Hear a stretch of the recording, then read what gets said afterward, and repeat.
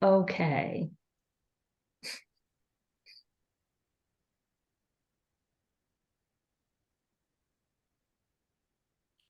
We're supposed to mute ourselves. Yes, if you would all mute yourselves, that would be great so that you don't pop up as part of the recording on the program. So I am grateful for this opportunity to share time with you as together we explore racism in America, the history we didn't learn in school. Today we're focusing on part 2 of 6, Slavery by Another Name. Our country's history from the time of Reconstruction following the Civil War through the early 20th century, a pivotal period and one that has been largely hidden to many of us.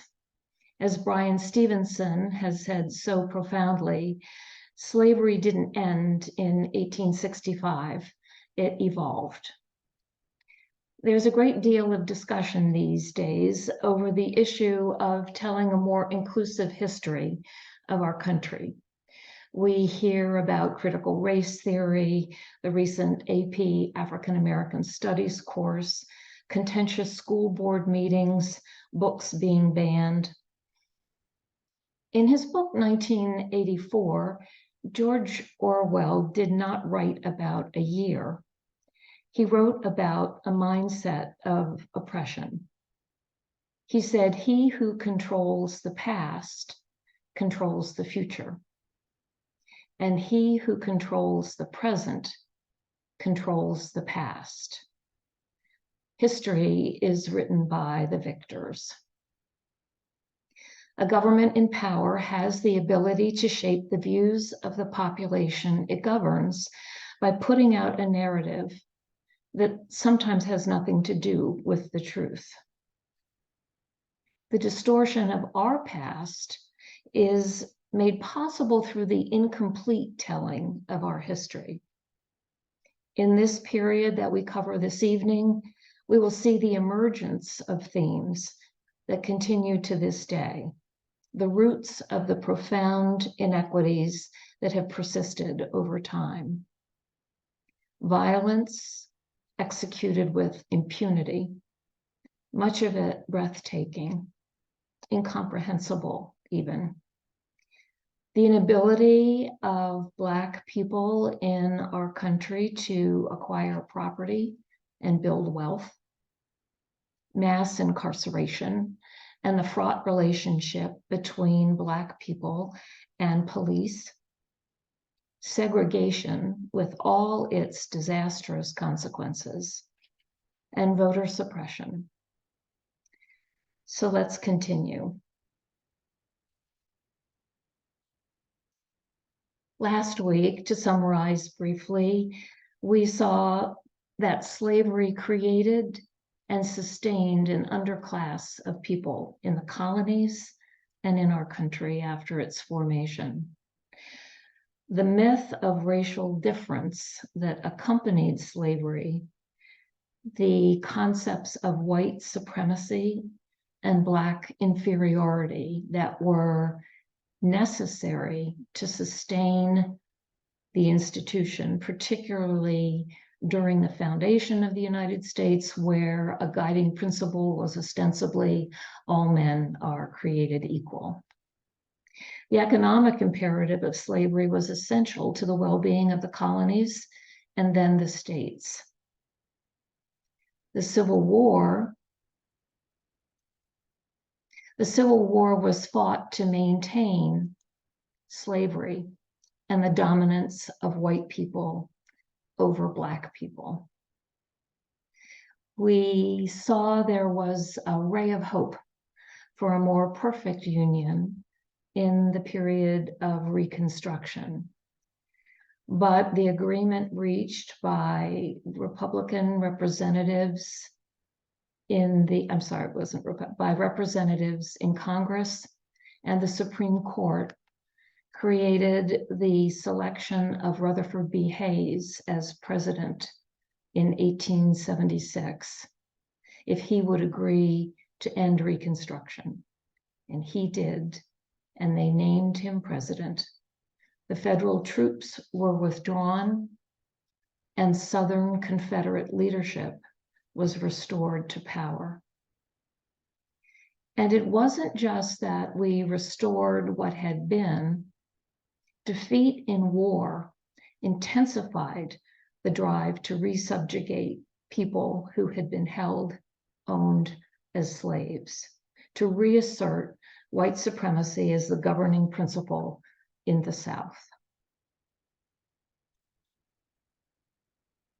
And so as we look at this aspect of our history tonight, we are going to see the expressions of the post-war system of white supremacy, which included horrific violence as a societal norm, the replacement of slave labor with the agricultural economic system of sharecropping, repressive governmental actions known as Black codes, and ultimately the legal infrastructure of Jim Crow laws.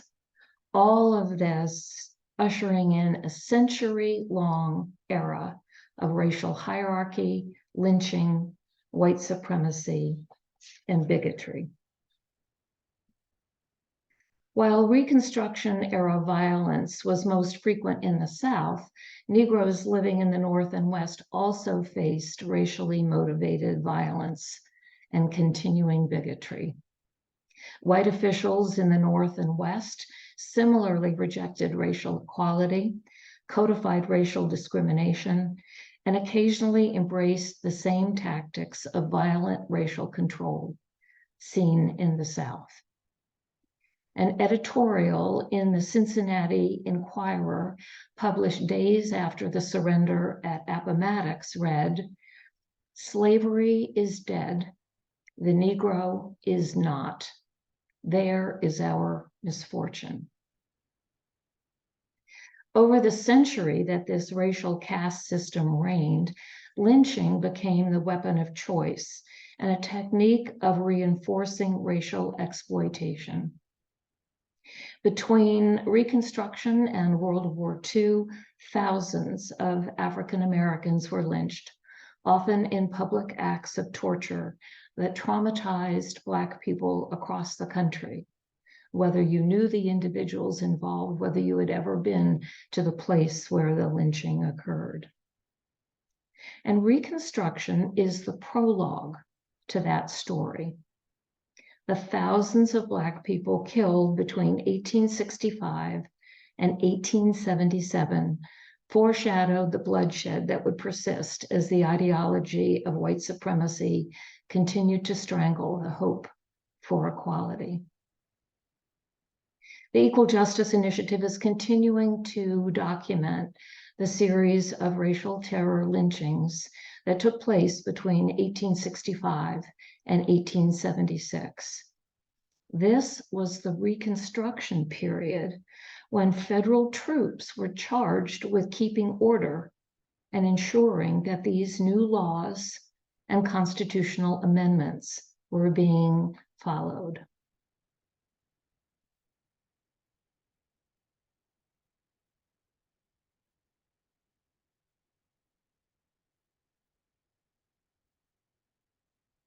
This is an Equal Justice Initiative graphic of the violence that took place during this period. It is a map of the US drawn in white outline. A red dot will appear for each documented lynching. The size of the dot reflects the number of people lynched in each instance. The lower right reflects the years that these lynchings took place, and in the center is a cumulative count of the number of people killed.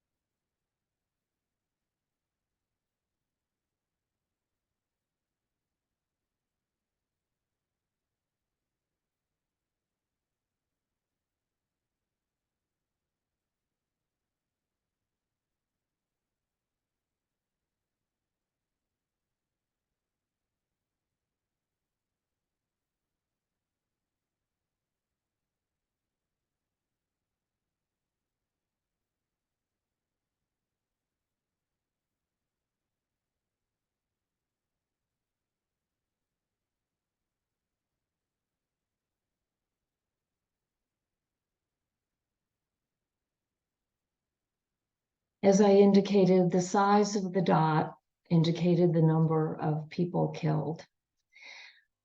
Of the nearly 2,000 lynchings documented, 34 of them are mass lynchings documented during this time period. In 1865, in Mobile County, Alabama, white mobs killed an estimated 138 Black people over the course of several months. The next year, in Pine Bluff, Arkansas, 24 emancipated Black men, women, and children living in a refugee camp are found dead, hanging from trees. In Memphis, Tennessee that year, white mobs attacked the Black community, killing at least 46 people and destroying homes, schools, churches, and businesses. In Milliken, Texas, in 1868, an estimated 150 Black people are killed by armed white mobs. Opelousas, Louisiana, an estimated 200 Black people are killed over several days after attempting to participate in the political process and vote. Colfax, Louisiana, became known for a circumstance where white mobs killed at least 150 Black people in violence that was intended to disenfranchise Black voters and restore white supremacy. To this day, there is a historical marker on the green in Colfax that reads, Colfax Riot. On this site occurred the Colfax Riot, in which 3 white men and 150 Negroes were slain. This event on April 13, 1873, marked the end of carpetbag misrule in the South. And in Vicksburg, Mississippi in 1874, when Black residents organized to protest the removal of an elected Black sheriff, white mobs attacked and killed an estimated 50 Black people. Southern newspapers often suppressed reports of white violence targeting Black people, alleging that the stories unfairly cast the South in a bad light. In addition, the boldness and impunity with which these attacks were committed meant that many victims simply disappeared, leaving no obvious trace of their fate. The trauma of racial violence also left many Black victims and witnesses afraid to report attacks or provide testimony against the white mobs responsible. And finally, the indifference and even complicity of local legal systems left few authorities to whom attacks could be reported, even if people were brave enough to do so. The laws discriminated against them, the courts upheld a double standard of justice, and the police acted as the enforcers.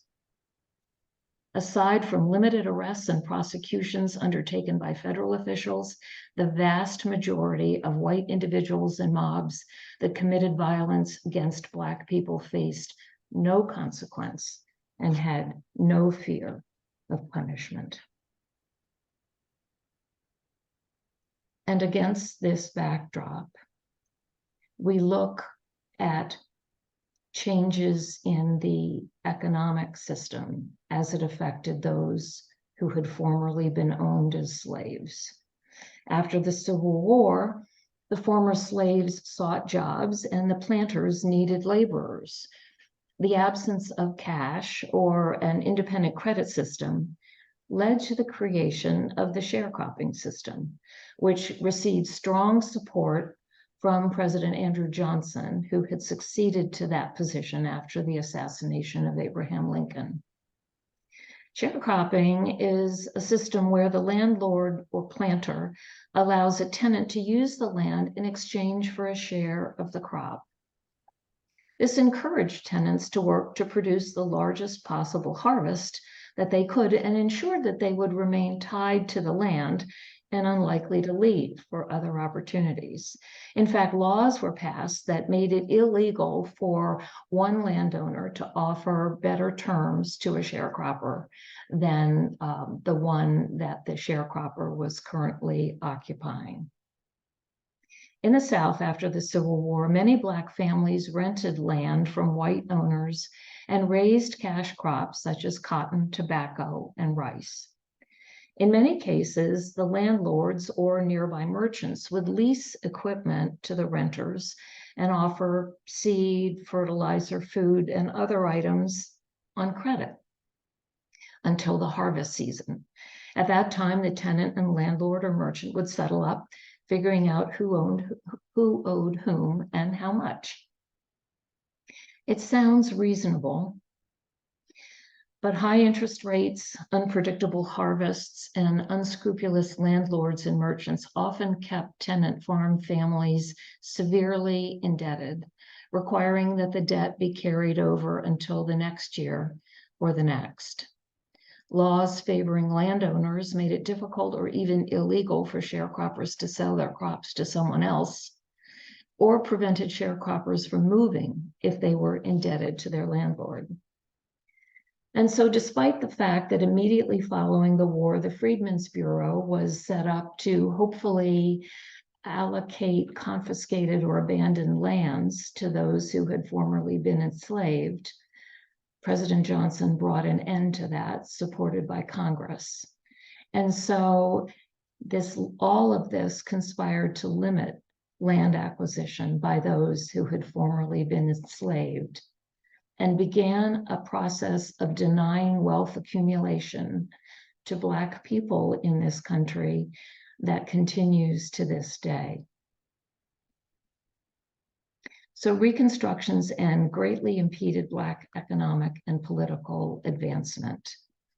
More than 90% of Black Americans resided in the South by 1870, and only 1% of the more than 3 million African Americans in the region own land. With federal lawmakers and courts disinterested in enforcing Black people's constitutional rights to equality and fair treatment, discriminatory laws and lending practices barred Black people from land ownership for decades. You may recall in our last class, we talked about the 13th Amendment that freed slaves with an asterisk, with a loophole.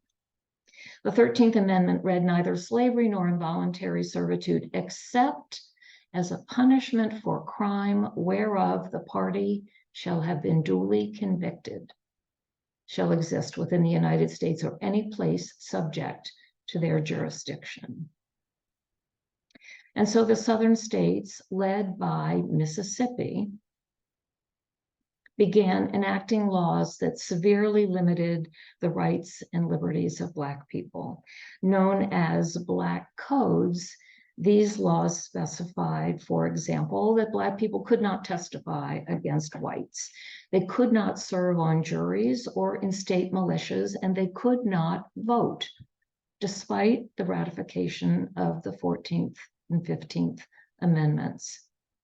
Some of these laws limited the occupations that Black people could hold to farmer or servant, unless they paid for an annual license that enabled them to take on some other role.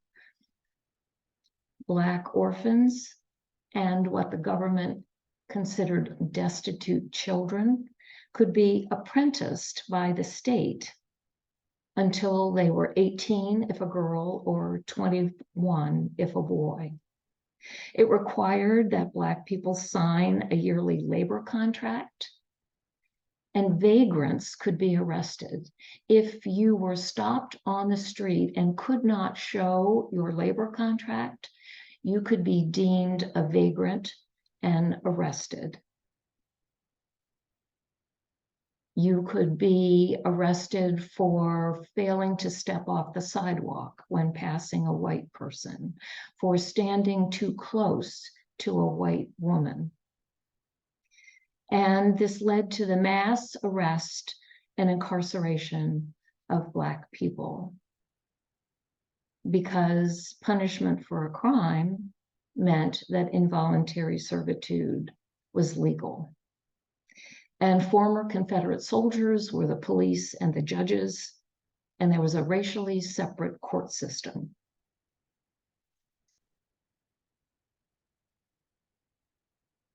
And once all of these Black people were arrested, the question was where to house them, what to do with them. And as it turned out, through the application of these Black codes, the criminal justice system would become the central institution for sustaining racial domination and hierarchy. And it was done through a system known as convict leasing, selling the labor of state and local prisoners to private interests for state profit. In 1883, when convict leasing was first enacted in the state of Alabama, 10% of the state revenue that year came from the income for leasing convicts. By 1898, when Alabama abandoned the process, 73% of the total state revenue that year came from leasing convicts. And that year, 25% of the convicts died. The difference being, if you had a slave, if you owned a slave, you had a vested interest in the health and well-being of that slave. Because were that slave to die, it would be a time-consuming and expensive process to replace them. But in the case of a leased convict, if the convict died, you just contacted the state and said, send me another one. And so very little was invested in the health and well-being of these convicts. By 1898, most of the private leasing of convicts had come to an end. It didn't totally cease until 1928. But the states then turned to the use of public chain gangs, where they used the labor of these convicts to carry out municipal projects at no cost to the state. And even today, the 13th Amendment loophole permits the enslavement of prisoners who work without pay in various public and private industries. There is a compelling telling of this story in Ava DuVernay's documentary 13th. I commend it to you. And in addition to the physical and economic consequences of convict leasing, it intensified the stereotype of the dangerous criminal Black male. I recall when I was 12 years old, my family took a trip to Florida. We drove, and somewhere in the Carolinas, I'm not sure where, we ended up passing a number of chain gangs. And I remember being struck by these Black men in striped uniforms chained together, and there would always be a white man on a horse with a rifle. And I don't recall that I ever asked my parents why. And I don't really know what they would have told me had I asked.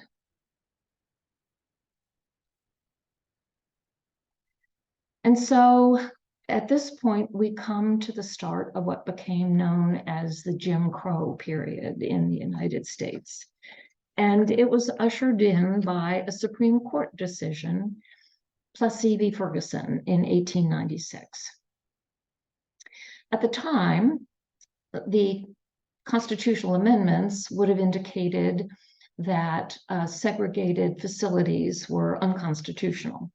But states like Louisiana, Mississippi, South Carolina passed laws in defiance of the Constitution to establish separate Black and white railroad cars. So Homer Adolph Plessy agreed to be the plaintiff in a case that was aimed at testing Louisiana's law of separate race cars for different races to challenge the constitutionality of it. So on June 7th of 1892, he bought a ticket on a train from New Orleans to Covington, Louisiana, and he took a vacant seat in a whites-only car. Now, as it turns out, Homer Plessy was 7/8 white and 1/8 Black, but the conductor advised him that he needed to leave the white car. When he refused to leave, he was arrested and jailed. He was convicted by a New Orleans court of violating the 1890 law, and he filed a petition against the presiding judge, Ferguson, claiming that the law violated the Equal Protection Clause of the 14th Amendment. It took 4 years, but on May 18th of 1896, the Supreme Court delivered its verdict and ruled that the protection of the 14th Amendment applied only to political and civil rights, like voting and jury service, but not to social rights, like sitting in the railroad car of your choice. In its ruling, the court denied that segregated railroad cars for Blacks were necessarily inferior. Quote, "We consider the underlying fallacy of Plessy's argument to consist in the assumption that the enforced separation of the two races stamps the colored race with a badge of inferiority. If this be so, it is not by reason of anything found in the act, but solely because the colored race chooses to put that construction upon it." Yes, no badge of inferiority, only because the colored race chooses to put that construction upon it. And so the Plessy v. Ferguson decision meant that separate but equal became the law of the land. White America, through this decision and its implementation, dealt with the inconvenience of potential integration of Black and white people by constructing a savagely enforced system of racial apartheid that excluded Black people almost entirely from mainstream American life. It was a system so grotesque that Nazi Germany would later take inspiration from it for its own racist policies. There were German legal scholars who came to the United States to observe how the Jim Crow laws were enacted and then took that knowledge back with them to Germany. And so these laws led to segregation and disenfranchisement, a truly American system of apartheid where social interaction was prohibited across the board in restaurants, hotels, transportation, schools, parks, restrooms. The law of the land. At the same time, and certainly emboldened by that Supreme Court decision, the various states began holding constitutional conventions to write new state constitutions. The first was in 1890, a state we have heard of before and will hear of frequently again. Mississippi developed what was known as the Mississippi Plan. It required that in order to register to vote, potential voters had to be Mississippi residents for 2 years, pay an annual poll tax, and pass an elaborate literacy test, which required an applicant to read and interpret a section of the Constitution that would be chosen by a local official who was always white. Different sections were chosen for prospective white voters and prospective Black voters. And it wasn't just for new registrants. It meant that any Black person already registered would have to pass this literacy test in order to vote in the next election. None of this was done in the shadows. James K. Vardaman, a Democrat who would go on to become governor and then a United States senator, was one of the new Constitution's framers. Quote, "There is no use to equivocate or lie about the matter," he said. "Mississippi's Constitutional Convention of 1890 was held for no other purpose than to eliminate the N-word from politics. Let the world know it just as it is." and every Southern state adopted the Mississippi Plan. In 1898, Louisiana held its own constitutional convention specifically to disenfranchise African Americans, quote, to establish the supremacy of the white race, unquote. After the Louisiana Constitution was adopted, the number of registered Black voters that year dropped from more than 130,000 to 5,320. And by 1904, only 1,342 Black citizens of Louisiana were registered to vote. When all of the states followed suit, by 1910, every Southern state excluded Black people from voting, despite the 15th Amendment to the Constitution. And as a consequence, everyone elected to office was white, and much of the work that they did had to do with allocating public resources, which were provided to white communities and denied for schools and services for Black people. And this process, this legal system, remained in place until 1964, 100 years after the end of the Civil War, when it was finally abolished by the Civil Rights Act. These laws took aim at voting, at holding office, at jury service. And it was enforced by terror. I confess that I thought of lynching as a Black man, typically, either committed a crime or was accused of a crime. And rather than letting the judicial system do its work, he would be taken by a group of white men into the woods and a rope thrown over a tree branch, and he would be hung. And as horrific as that concept is, it bears no resemblance to the terrorism that took hold in the South following Reconstruction. The Equal Justice Initiative has documented by now more than 4,000 terror lynchings between 1877 and 1950 in the Southern states, 300 more in non-Southern states.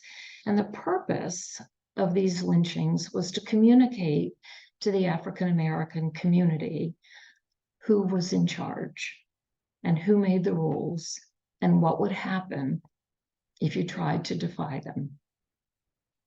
The features of these lynchings was that a large crowd of white people, in the thousands often, would gather to witness pre-planned heinous killings that featured prolonged torture, mutilation, dismemberment, and or burning. And then the corpses would be deposited in the Black communities as a warning for what could happen to you if you were to step out of line. These were all extrajudicial, employed to defend slavery and white supremacy. They were carried out due to charges of sexual assault, even if there was no allegation of force, minor social transgressions, allegations of crime, and particularly for seeking to exercise the right to vote. These public spectacle lynchings drew large crowds that contained elected officials and prominent citizens. Often the mayor, the governor, the police chief would be in the audience to observe these lynchings. They were bold public acts that implicated the entire community and for which there were no legal consequences. And the trauma to the Black community across the country, whether you were nearby or only heard about it, was profound. 99+% of the perpetrators of these lynchings escaped punishment. The Equal Justice Initiative was known to say that the last of these lynchings took place in 1952. Here are some of the images that we see of what took place. Because these lynchings were often advertised in advance to allow as many people as possible to attend, often professional photographers would come, take pictures, make postcards, and sell them to those in attendance that they could use to mail to family and friends who couldn't be there. The sepia-toned image on the left shows a picture of Jesse Washington, who was lynched in Waco, Texas in 1916. And the note written on the postcard reads, "This is the barbecue we had last night. My picture is to the left with a cross over it.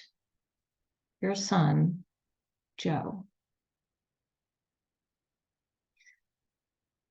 The upper center picture is one that haunts me, the young girl standing there with a half smile on her face, looking at the body of a Black man who has been lynched.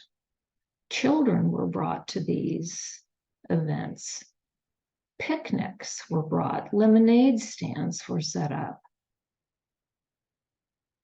The upper right is a photograph of Will Brown, who was lynched in Omaha, Nebraska in 1919. His body being burned as he is surrounded by a huge crowd of men in business attire.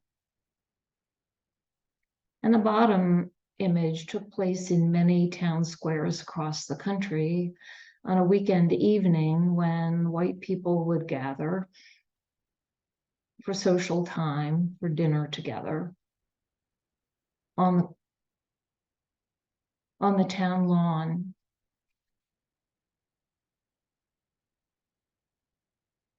Spending social time together under the bodies of men who had been lynched. I share the story with you of John Hartfield. John lived in Ellisville, Mississippi. It was a town of about 1,000 people. And he fell in love with a white woman and she with him.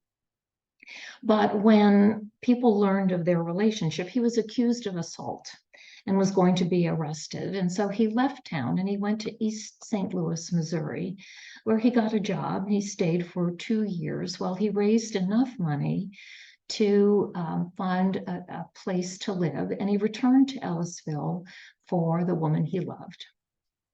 When the authorities heard that he was coming, they met him at the town line, and he was shot in the shoulder. And the police took him to a local doctor and asked him to keep John Hartfield alive long enough to be lynched. And so the headline in the Mississippi State Daily News read, "John Hartfield will be lynched by Ellisville mob at 5 o'clock this afternoon. Governor Bilbo says he is powerless to prevent it." Thousands of people are flocking into Ellisville to attend the event. Sheriff and authorities are powerless to prevent it.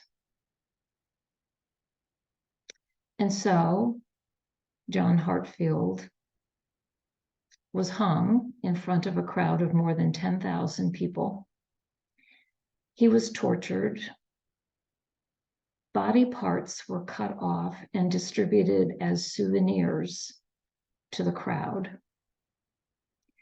More than 2,000 bullets were fired into his body. One of them severed the rope by which he was hanging, and his corpse fell to the ground and was set on fire. It is incomprehensible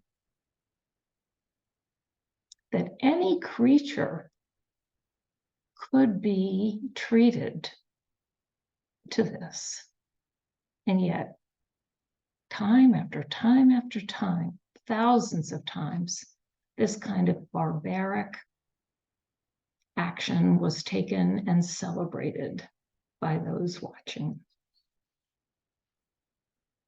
And the consequences of this certainly amplified the legacy of control and immunity that white people had in our society. And even to this day, the counties that had the greatest number of these terror lynchings today have significantly lower levels of Black citizen voter registration than their surrounding counties. The trauma of the history continues. As I mentioned, the Equal Justice Initiative reported that the last documented lynching, terror lynching, took place in 1952, but I would contend that there have been others since then. More than 200 attempts were made for Congress to pass an anti-lynching law, and they all failed until just a few years ago. Congress refused to say that lynching should be illegal. So in the midst of all of this as backdrop, began a period of our history known as the Great Migration. It took place between 1916 and 1970. There was a wonderful book written by Isabel Wilkerson called The Warmth of Other Suns that describes the story of 3 families involved in the Great Migration. I commend it to you. It's very big, but it's very readable. And so during this period of time, more than 6 million African Americans left the South, and they moved to northern and western cities where living conditions were better, the laws were less repressive, they escaped the terror in the South, and there was greater economic opportunity. Because as World War I began, there was a shortage of workers. Excuse me.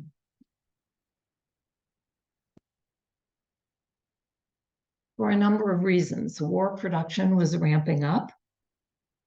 Immigration from Europe had been stopped, and many of the white male workers were going off to fight the war.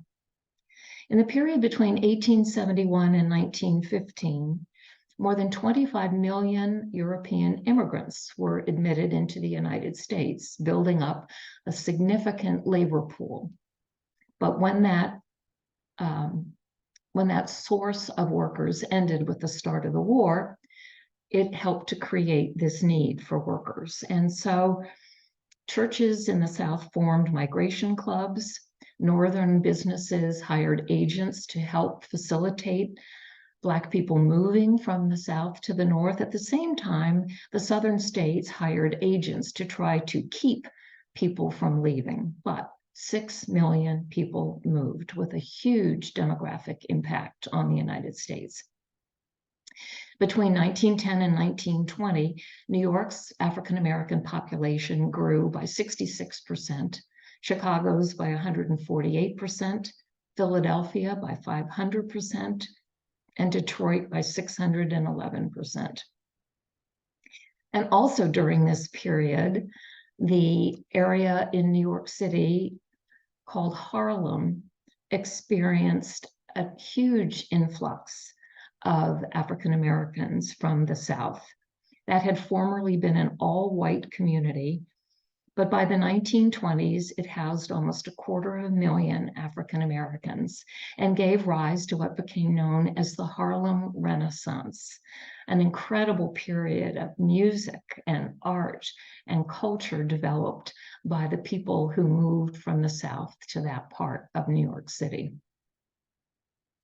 Segregation wasn't legalized in the North, but racism and prejudice were widespread nonetheless. And eventually, with the end of the war, there was a labor surplus. that created great contention. Labor unions refused to accept Black people as members, and so the conflict between Black and white workers led to a series of race riots over time, the worst taking place in what became known as Red Summer in 1919, when race riots took place in 26 cities across the country. And so all of this action and the consequences of the Great Migration had profound demographic effects on our country. One of the things that occurred during this time period after the war is that African American servicemen in uniform were lynched by white people enraged that a Black person would dare to wear the uniform of the United States military, even after they had served their country in the war. And one final event in this time period that I didn't know anything about when I began doing this research 5 or 6 years ago, but which today is more broadly known by Americans. And it is what happened in the Tulsa community called Greenwood, also referred to at the time as the Black Wall Street. It was a thriving African American community on the outskirts of Tulsa. It had a symphony, an opera. There were nationally renowned attorneys and physicians who lived there. It was a vibrant cultural community. And there was tension between it and the city of Tulsa itself. And on May 31st, 1921, a Black shoeshine boy named Dick Rowland needed to go to the bathroom. So he left his shoeshine stand and went to the Drexel building, which was the only building in the city of Tulsa that had a bathroom that Black people could use. And it wasn't in the most convenient place in the building either. It was on the top floor. And so Dick Rowland took the elevator to the top floor, an elevator operated by a young white woman named Sarah Page. And when the doors opened on the top floor and Dick Rowland went to leave the elevator, Sarah Page screamed. Dick Rowland ran. He was apprehended. And the newspaper that evening had an ominous editorial that said, Negro arrested for assault. He was taken to the city building where the jail was located, and word got out to residents in Greenwood that this had happened. There were quite a number of African American veterans of the war who were living in Greenwood.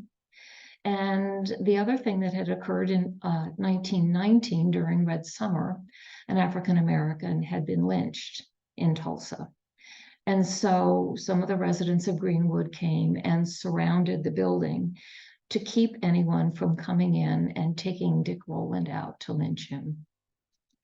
150 white men congregated around the building, and some of them were armed, and a shot was fired, and a riot ensued. The white men were deputized by the sheriff, and they marched on Greenwood with guns, firing on residents as they proceeded. Some of them went to the local airport and commandeered planes, which they flew over Greenwood and dropped kerosene bombs onto the city. After 48 hours, more than 35 city blocks had been destroyed, 800 people injured, at least 300 killed, and more than 6,000 of the residents were marched under armed guard to a fairground where they were held for days before they were released. Greenwood was never rebuilt.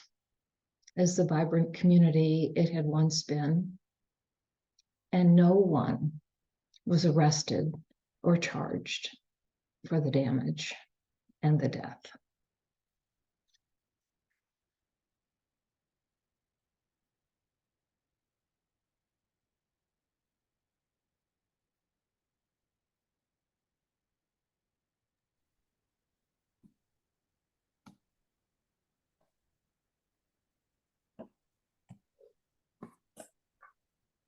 I invite you to unmute yourselves, and if you have any comments or questions, the floor is yours. I have something I wanted to share. I grew up in Illinois, lived there all my life until we moved here in 2015.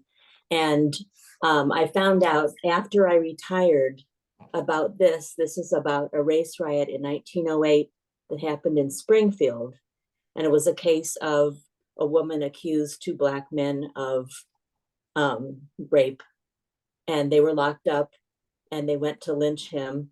And they had taken the two men out of the jail, and so they couldn't get them. So they turned on the city, and there was a lot of bad feelings with the Blacks coming in and taking jobs, and the immigrants that were coming in wanted those jobs. The white people who lived there wanted those jobs, and so there was all this bad feeling anyway. And that was the catalyst that started it. And then they burned down the whole area where the Black community lived. And after this happened, the other people got together in other cities to help try to prevent such things. And that was the beginning of the NAACP after this happened. And I didn't know about this till I retired. And I was a teacher in Illinois and had been to Springfield many times to learn about the history and go to museums there. It's amazing. It's astonishing. And the pastor of my church at Westminster grew up in Tulsa and lived there until he graduated from college. And he did not learn about Greenwood until he was in his 50s. Yeah. If you go to the Tulsa Tribune, you can find the front page of every issue they have ever published, except that one. It's not. It's not amazing. Wow.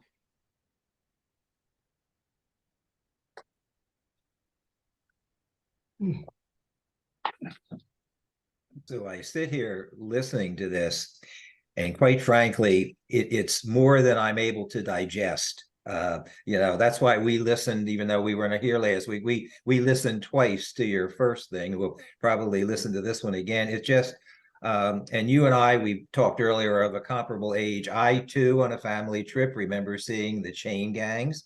I remember traveling in the South to visit family and asking my parents why there was a Black entrance and a white entrance to a restaurant. Growing up here in Chester County, which has a very strong Quaker influence even today. The Quakers were, go way back as abolitionists.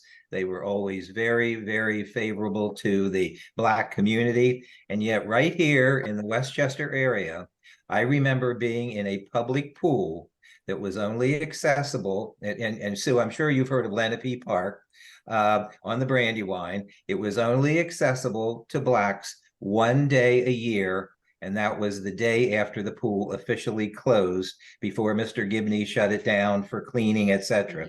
I can remember being in that pool on a horrendous July day and seeing Black children that were there for a picnic out of Philadelphia clinging to the chain link fence, watching us swimming in the pool. And it's emblazoned in my mind. I will never forget that. And yet there's so much more that you have, talked about tonight that I have difficulty digesting it all. I had mentioned that I would stop recording as we have the discussion. Not that there's any issue with it, but let me do that.